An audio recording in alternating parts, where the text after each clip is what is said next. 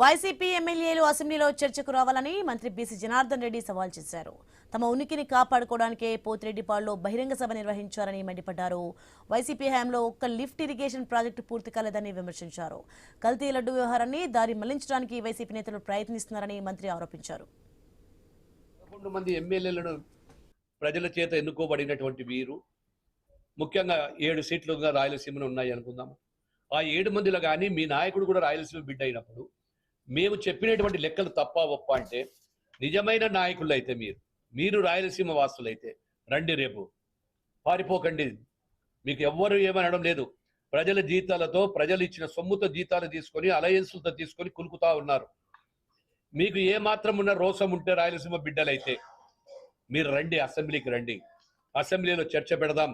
ఎందుకంటే అసెంబ్లీ అనేది ఒక చర్చా వేదిక. ప్రజలు ఎవరికి ఏమి తప్పు చెప్పినారు, ఎవరు కరెక్ట్ చేసినారు, ఎవరెవరు ఏం మాట్లాడినారు అనేది కూడా అసెంబ్లీ సాక్షిగా పెట్టుకుందాం, లైవ్ పెడదాము. ప్రజలు చూస్తారు, ప్రజలు ఎవరు చెప్తారో. ఎవరైతే రాయలసీమ గురించి మాట్లాడే అర్హత వైసీపీ నాయకులకు లేదని మంత్రి ఎన్ఎండి ఫరూక్ విమర్శించారు. తిరుమల లడ్డు వ్యవహారాన్ని దారి మళ్లించడానికి ప్రయత్నిస్తున్నారని మండిపడ్డారు. మాజీ సీఎం జగన్ తీరు సరిగ్గా లేదని విమర్శలు చేశారు.